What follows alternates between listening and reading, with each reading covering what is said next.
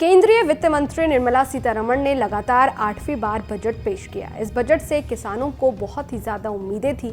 ऐसे में चलिए जानते हैं कि आम बजट 2025 में किसानों को क्या कुछ मिला है। नमस्कार, मैं हूं अदिति शाह और आप देखना शुरू कर चुके हैं न्यूज नेशन डिजिटल। वित्त मंत्री ने कहा है कि हमारा फोकस ज्ञान पर है। ज्ञान मतलब गरीब, युवा, अन्नदाता और नारी शक्ति। 10 साल में हमने बहुमुखी विकास किया है। इस बजट में किसानों को बहुत बड़ा तोहफा दिया गया है। वित्त मंत्री ने ऐलान किया कि किसान क्रेडिट कार्ड पर कर्ज की लिमिट 3 लाख रुपए से बढ़ाकर 5 लाख रुपए होगी। बजट में केसीसी के तहत किसानों के लिए क्रेडिट कार्ड को 3 लाख रुपए से बढ़ाकर 5 लाख रुपए करने के कयास पहले से लगाए जा रहे थे। किसान क्रेडिट कार्ड की लिमिट बढ़ाने की मांग लंबे समय से हो रही है। इस ऐलान का किसानों को, खासकर छोटे और मंझले किसानों को जोरदार फायदा होगा और इसके चलते रूरल डिमांड यानी ग्रामीण मांग में भी इजाफा देखा जा सकता है, जिसके जरिए गांव की अर्थव्यवस्था में भी सुधार देखा जाएगा। आपको बता दें कि किसान क्रेडिट कार्ड यानी केसीसी के तहत किसानों को खेती के कामों के लिए समय पर और पर्याप्त उधार दिया जाता है। इस योजना के तहत किसानों को कई तरह के फायदे मिलते हैं। किसान एक ही जगह से कई तरह की कृषि जरूरतों के लिए लोन ले सकते हैं और इसकी आवेदन प्रक्रिया भी बेहद सरल है। किसान क्रेडिट कार्ड से लोन लेने पर ब्याज दरों में 2% की छूट के साथ ही समय से पहले या समय पर लोन चुकाने पर 3% क्विक रीपेमेंट इंसेंटिव भी दिया जाता है। सरकार किसानों को ब्याज पर 2% छूट देती है। इस तरह किसानों को सालाना 4% दर से लोन दिया जाता है।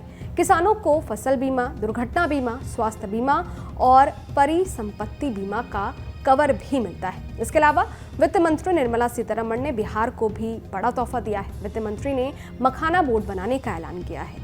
इनको एफपीओ के तहत रखा जाएगा, जिससे मखाना की खेती में लगे लोगों को फायदा होगा और लोगों को इसकी ट्रेनिंग भी दी जाएगी। इससे सीधा फायदा बिहार के उन किसानों को होगा जो मखाने की खेती करते हैं। वित्त मंत्री ने कहा है कि अगले 6 साल मसूर, तुअर जैसी दालों की पैदावार बढ़ाने के लिए फोकस किया जाएगा। कपास की पैदावार बढ़ाने के लिए 5 साल का मिशन भी तैयार किया गया है। इससे देश का कपड़ा उद्योग मजबूत बनेगा। छोटे उद्योगों को विशेष क्रेडिट कार्ड, पहले साल 10 लाख क्रेडिट कार्ड जारी होंगे। वित्त मंत्री ने बताया है कि धन्य धान्य योजना में 100 जिले शामिल किए जाएंगे। इसके अलावा वित्त मंत्री ने दालों के आयात को कम करने और इस सेक्टर में देश को आत्मनिर्भर बनाने की बात कही है। वित्त मंत्री ने कहा है कि किसानों के लिए यूरिया फैक्ट्री लगाई जाएगी। असम के नामरूप में यूरिया कारखाना खुलेगा। वित्त मंत्री ने बताया है कि किसानों के लिए लाई गई घोषणा से 1 करोड़ 7 लाख किसानों को फायदा हो। उन्होंने कहा है कि पीएम कृषि योजना के तहत सरकार राज्यों की पार्टनरशिप के साथ एग्रीकल्चरल डिस्ट्रिक्ट प्रोग्राम लॉन्च करेगी। इसमें कम उत्पादकता वाले 100 जिलों को टारगेट किया जाएगा। इस प्रोग्राम का उद्देश्य फसल विविधीकरण, टिकाऊ खेती के तरीके, पंचायत और ब्लॉक स्तर पर फसल के बाद के भंडारण को बढ़ाकर कृषि उत्पादकता को बढ़ाना है।